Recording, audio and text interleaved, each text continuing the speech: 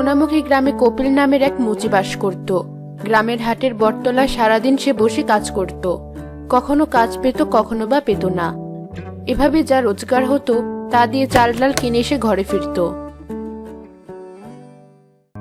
ঘরে আজ 3 দিন ধরে কোনো বাজার করনি।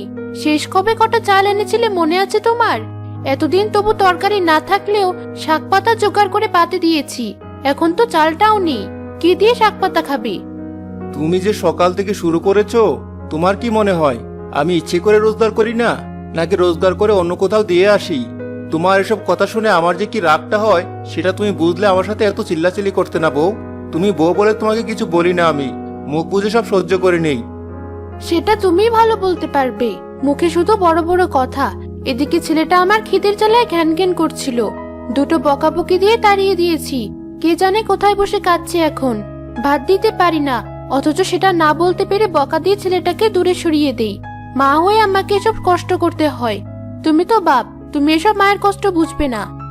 টানা 3 দিন ধরে বৃষ্টি চলছে, মানুষ বাইরে বের হচ্ছে না, কাজ কিভাবে পাবো? আর এখন মানুষ জুতো সেলাই করে পড়তেও চায় না। একটু কিছু হলে সেটা বাদ দিয়ে নতুন জুতো কিনে নিয়ে আসে। আমাদের মতো মানুষদের কথা কেউ ভাবে না। কেন, জুতো সেলাইয়ের কাজ ছাড়া কি পৃথিবীতে আর কোনো কাজ নেই?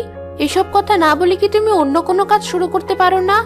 টাকা পাও আর না পাও, এই কাজ নিয়ে কেন বছরের পর বছর তোমার বসে থাকতে হবে? এ আমার বাপ দাদার আমলের পেশা, ছোট থেকে দেখছি এটাই করে তারা আমাদের সংসার চালিয়েছে। এই কাজের টাকায় খেয়ে দিয়ে বড় হয়েছে আমিও তাদের দেখে এই কাজই শিখেছি। এখন আমি অন্য কাজে চলে গেলে বংশের দ্বারা যে হারিয়ে যাবে, এ আমি হতে দিতে পারি না। ঢং দেখে বাঁচে না, পেটে ভাত নেই, আজ না খেলে কাল বাঁচবো কিনা ঠিক নেই, আর উনি বংশের মর্যাদা রাখছেন। এই শোনো, অনেক হয়েছে।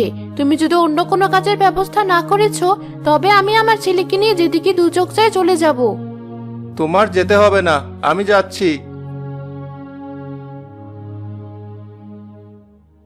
বাড়ি থেকে তো বাক্সটা হাতে নিয়ে বেরিয়ে পড়লাম। এবার কি করব? আজ আর বটতলায় বসবো না। আজ কতদিন হলো ওখানে বসে তেমন কোনো কাজ পাই না। একটু এদিক ওদিক হেঁটে দেখি কাজ পাই কিনা।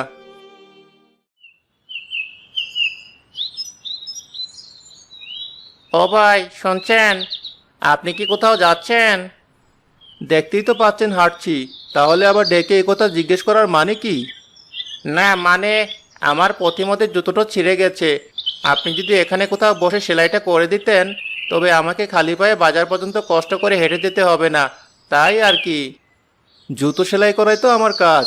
তা বাজারেই হোক আর পথেই হোক, যেখানে খদ্দের পাবো সেখানেই কাজ করব। আসুন দেখি, আপনার জুতোটা নিয়ে করে দিচ্ছি সেলাই। হ্যাঁ, এই নিন।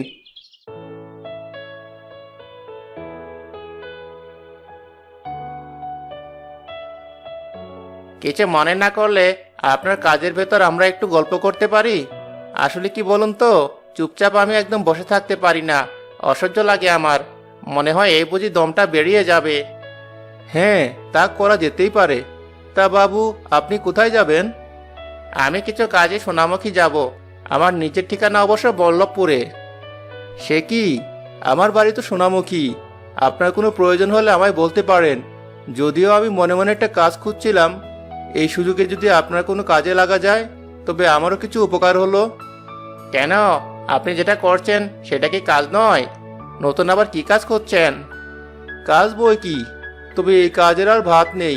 বাড়িতে বউ বাচ্চা না খেয়ে আছে, তাই কাজ খুঁজতেই বেরিয়েছিলাম। তবে সাথে বাক্সটা সাথে এনেছি, পথে কোনো কাজ পেলে করব তাই। এই কাজ নিয়ে পড়ে থাকলে আমার বউ বাচ্চা না খেয়ে মারা যাবে। তা ঠিক বলেছেন। এখন দিন বদলেছে, মানুষ আর তেমন একটা জুতা সেলাই করে না, একটা ছিঁড়লে আরেকটা কিনে নিয়ে আসে।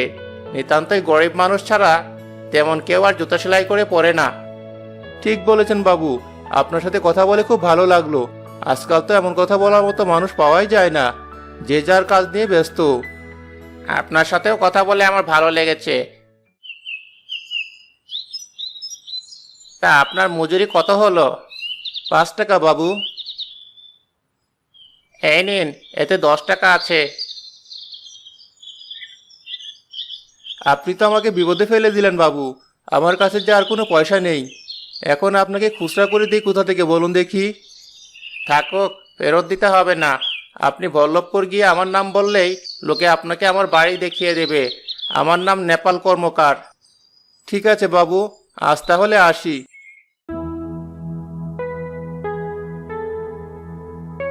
খুশি মনে কপিল হাঁটতে লাগলো।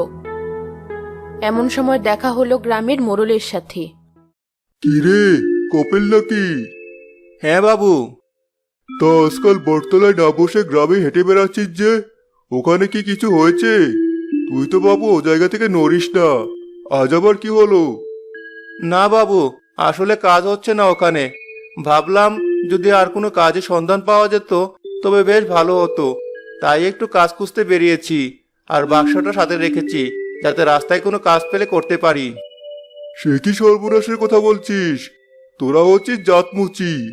তোর বাপ, দাদা, পরদাদা সহ সবাই আমাদের জুতো সেলাই করে জীবন পার করেছে, আর তুই কিনা বলছিস এই কাজ ছেড়ে দিবি? তাহলে আমাদের আর আমাদের ছেলে মেয়েদের জুতো কে সেলাই করবে? এ কি কথা শুনালি? মুচি করবে অন্য কাজ? বাবু, ওতে যে রোজগার হয় তাতে সংসার চলে না। বাড়িতে বউ বাচ্চা না খেয়ে আছে কাল থেকে। এভাবে কতদিন ওদেরকে বাঁচাতে পারবো বলুন? বাবা হয়ে ছেলের খিদের কান্নায় বা কিভাবে সহ্য করব? খালি কি বংশের দ্বারা বজায় রাখলে চলবে? এতদিন তো আর সেই চেষ্টা আমি কম করিনি, কিন্তু তার পারলাম কোথায়? তাই বলে মুচির ছেলে করবে অন্য কাজ? সমাজ কি মেনে নেবে সেটা? পঞ্চায়েত নেতারা যদি একবার তোর বিরুদ্ধে খেপে যায় তবে তো গ্রামেই থাকতে পারবি না। যে এটা নতুন কিছু না সেটা তুই খুব ভালো করেই জানিস। আমার তো উচিত ছিল তোকে এখনই গ্রাম থেকে তাড়িয়ে দেওয়া, কিন্তু আমি তা না দিয়ে তোকে ভালোভাবে বললাম। এবার কি করবি দেখ। এতক্ষণ খুশি থাকলেও কপিলের মনটা এখন খারাপ হয়ে গেল। সারাদিন যা রোজগার হলো তা দিয়ে কিছু বাজার করে সে সন্ধ্যায় বাড়ি ফিরল। ছেলেটা কি কিছু খেয়েছে? কিছু কি জোগাড় করে দিয়েছো ওকে, নাকি ওভাবে না খেয়ে আছে? হ্যাঁ, খেয়েছি।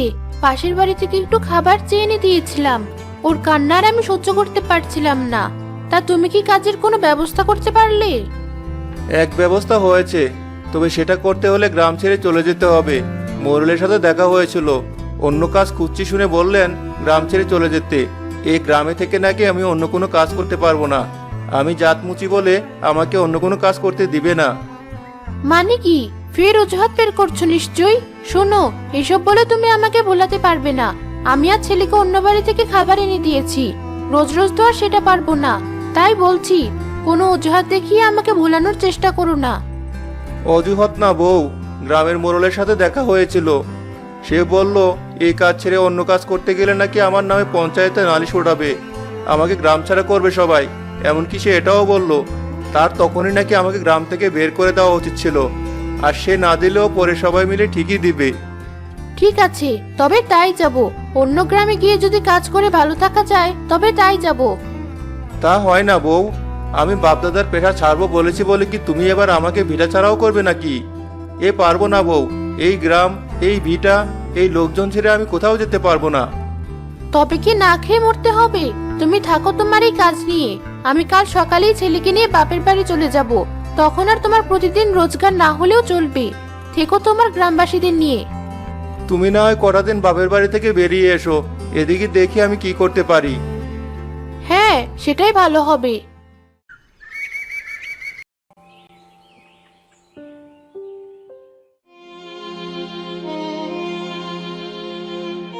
বউ তো চলে গেল, এবার কি করব আমি?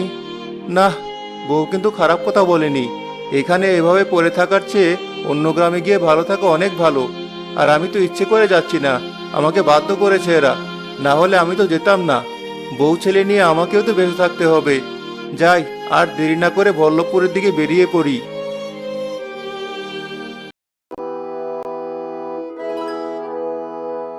এত বছর ধরে এই গাছে আছি, কোনোদিন কোনো মানুষের বাচ্চার সাহস হলো না আমার কাছে নিচ দিয়ে যাওয়ার। আর এই ছোকরা এসে রীতিমতো বসে ঘুমাচ্ছে। সাহস কি খুব বেড়ে গেছে, নাকি জীবনের প্রতি আর কোনো মায়া নেই? আরে, এদিকে ঘুমাচ্ছে, একে তো দেখছি শায়েস্তা করতে হবে। আমার গাছতলায় এসে আরাম করে ঘুমানোর স্বাদ মিটিয়ে দেবো আজ তোকে। এই পাথরটার মাথায় ফেলবো আমি। হি হি হি হি।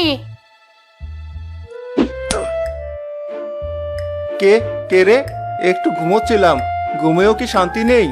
নিজের ঘরে শান্তি পেলাম না, গ্রামে শান্তি পেলাম না, এবার কি রাস্তার গাছের নিচে বসেও একটু শান্তি পাবো না আমি? তোর কত বড় সাহস! তুই জানিস তুই কার গাছের নিচে বসেছিস, আবার পড়ে পড়ে ঘুমাচ্ছিস। তোর সাহস দেখে তো আমি অবাক হয়ে গেছি। এই সেরেছে, আমার কপালটা এতটাই খারাপ, আগে জানতাম না। শেষে কিনা এসে শাকচুনির খপ্পরে পড়তে হলো আমাকে। এবার তো মনে হচ্ছে জীবনটা এখানে দিয়ে দিতে হবে। না না, ভয় পেলে চলবে না। দাদুর কাছে একবার শুনেছি, এদের যদি একবার বুঝতে দেই যে আমি ভয় পেয়েছি, তাহলে এরা আমাকে আরো ভয় দেখাবে। আমাকে একটা ব্যবস্থা করতেই হবে। কার গাছ তা তো দেখিনি, তবে আমার এক গোলাম শাকচুন্নি আমাকে এখানে আসতে বলেছিল। এখানে এই হিজল গাছটা একটা বজ্জাত শাকচুন্নি আছে, সেটা ধরতেই তো এসেছি। কি বললি তুই? তুই আমাকে ধরতে এসেছিস? তুই জানিস আমি কে? আমি এই গ্রামের সবচেয়ে বয়স্ক শাকচুন্নি। 560 বছর ধরেই কাছে আছি আমি, আর আমাকে ধরতে এসেছিস তুই? আর কে তোকে আমার সন্ধান দিয়েছে? আসলে শাকচুনি ধরাই আমার কাজ, এটাকে নেশাও বলতে পারো। আমি শাকচুনি ধরে ধরে বোতলে আটকে রাখি, পরে ওঝাদের কাছে বিক্রি করে দেই। আর যত পুরনো শাকচুন্নি ততই দাম। মনে হচ্ছে আজ আমার কপালটাই খুলে যাবে। কি বলছিস তুই এসব? ও যারা শাকচুন্নি নিয়ে কি করে? কি আর করবে, মেরে ফেলে। কখনো নিজেদের গোলাম বানিয়ে রাখে, নিজের সব কাজ ওদের দিয়ে করায়।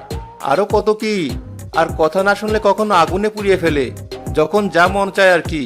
পয়সা দিয়ে কিনে তো আর ফেলে রাখবে না তারা, যা মন চাইবে তাই করবে। কি সাংঘাতিক!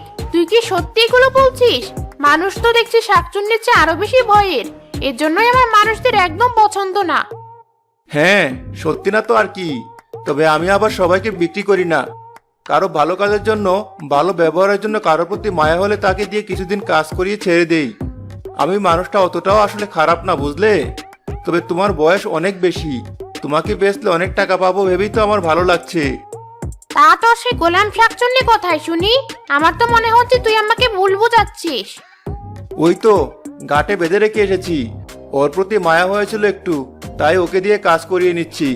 আপাতত শাকচুনির সন্ধানগুলো ওই আমাকে দেয়। তোমার যদি বিশ্বাস না হয় তবে তুমি দেখে এসো। এ তো দেখছি ঘরের শত্রু বিভীষণ। দেখে আসি তো বিভীষণটাকে। না দেখে বিশ্বাস করার মতো শাকচুন্নি আমি না। আর তোদের মতো মানুষদের তো আমি আরো বিশ্বাস করি না। আমি এখনই গিয়ে দেখে আসছি।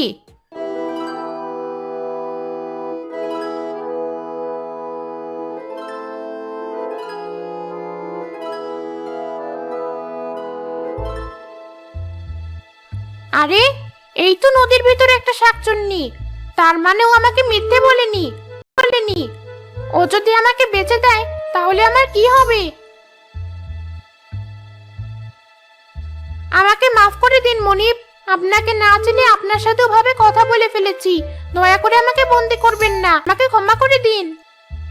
সে ঠিক আছে, তোমাকে বিক্রি করতে পারলে কিছু টাকা হতো, এই আর কি। এত করে যখন বলেছো, বেশ, বিক্রি করব না। আমার আবার মনে খুব মায়া, বুঝলে? হ্যাঁ মনিব, আমি আপনাকে অনেক টাকা দেব, সব কাজ করে দেব, তবু আমাকে বন্দি করবেন না। আপনি অনেক ভালো মানুষ। এত করে যখন বলছো তবে বেশ, তাহলে আমি যা যা বলি তাই তাই আমাকে এনে দাও। আপনি শুধু আদেশ করুন মনিব। আমাকে স্বর্ণমুদ্রা এনে দাও, যা দিয়ে আমি বেশ কয়েক বিঘা জমি কিনতে পারবো। তুমি তো অনেক পুরনো শাকচুন্নি, যা দিয়ে আমি বেশ কয়েক বিঘা জমি কিনতে পারবো। তুমি তো অনেক পুরনো শাকচুন্নি, তোমার কাছে অনেক কিছু আছে, সে আমি জানি। আসলেই তো দেখছি এসব জানি। এর কাছে লুকোনোর কোনো উপায় নেই। বাঁচতে হলেও যা বলে চুপচাপ তাই করি। এ আর এমন কি, এখনই এনে দিচ্ছি। শুধু এটা নয়, আমাকে এমন জাদুর জিনিস দিতে হবে যা দিয়ে আমি যা ইচ্ছা তাই করতে পারবো। আমার কাছে জাদুর কাঠি আছে, একটু দেখছি তাও জানি। বেশ, তাই দেব মনিব। এই নিন জাদু কাঠি, আপনি যা চাইবেন তাই হবে এ দিয়ে। তোমার প্রতি আমি খুব খুশি, তাই তোমাকে আমি এখনই ছেড়ে দিচ্ছি। তুমি এখন থেকে মুক্ত। যাক বাবা, সব দিয়ে হলেও আমি জানে বেঁচে গেছি। কপিল সেসব জিনিস নিয়ে সুখে সংসার করতে শুরু করলো। তার আর কোনো অভাব থাকলো না।